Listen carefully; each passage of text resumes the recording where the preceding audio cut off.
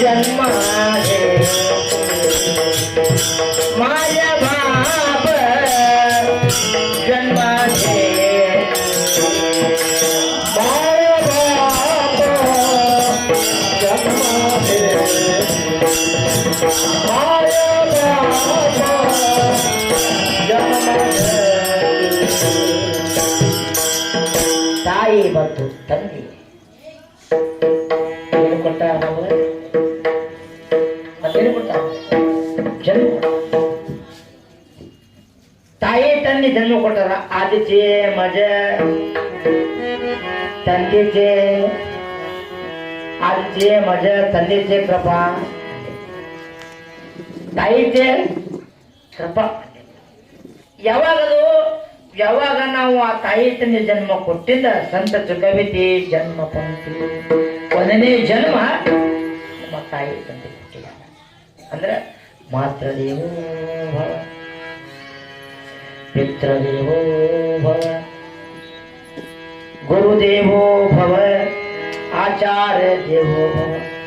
ತಂದೆ ತಾಯಿ ಮೊದಲ ಜನ್ಮ ಕೊಟ್ಟರು, ಆಚಾರ ಕಲಿಸಿದರು, ಆಮೇಲೆ ಗುರುವಿನ ಆಶೀರ್ವಾದ.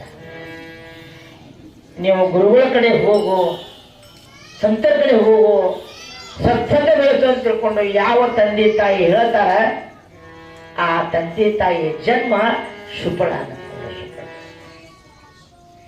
ಆದ್ರೆ ಇವತ್ತಿನ ದಿವಸ ಆ ತಂದೆ ತಾಯಿ ಬಹಳ ಕಡಿಮೆ ಆಗ್ಯಾರ. ನನ್ನ ಮಗ ಏನಾಗಬೇಕು, ಓದಬೇಕು, ನನ್ನ ಮಗ ಗೋವಿಂದ ಮಾಸ್ತರ್ ಕಡೆ ಶಾನ್ಯ ಆಗಬೇಕು, ನನ್ನ ಮಗ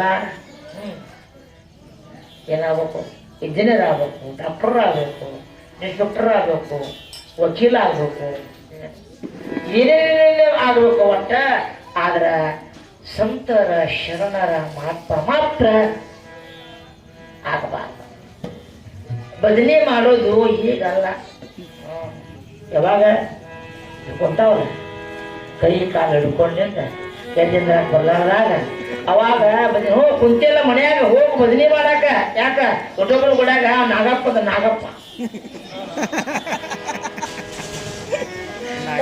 ಹೋಗದೆ ಪಾಪದ ಒಡಳಕ್ಕೊಂದು ನಡಕ್ಕೊಂತ ಬಂದು ಕೆಟ್ಟಿದೆ ಕುಂತು ಕೇಳಂಗಿಲ್ಲ ಬಿಡಂಗಿಲ್ಲ ಮಾಡ್ಬೇಕು. ಆ ಕಡೆ ಬಾಬಾ ಜೀವನ ಪರ್ಯಂತ ಸೇವಾ ಮಾಡಿದೆ. ಈಗ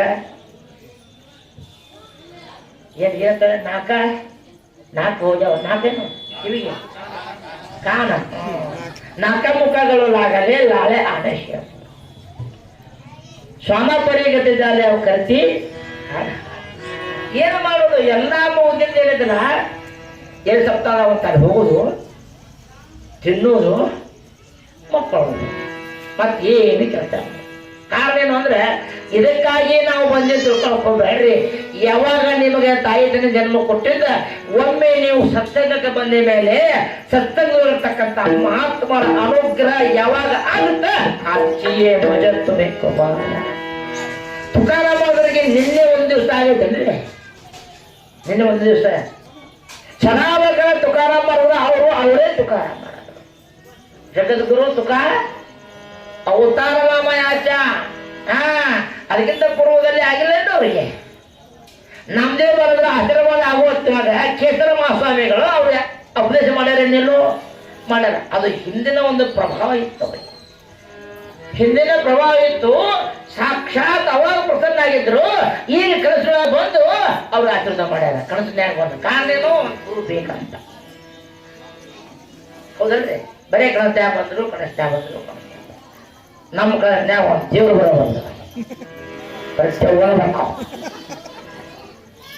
ನಮ್ಮ ಕನಸ್ನ್ಯಾಗ ಇಲ್ರಿ. ಮತ್ತ ನಮ್ಮ ಮೋಹನ್ ಮಾಡಿರ್ಕತ್ತಾರೆ, ನೀವು ದೇವ್ರ ಕಂಡಂಗೆ ಕಾಣ್ತೀರಿ ಅಂತ.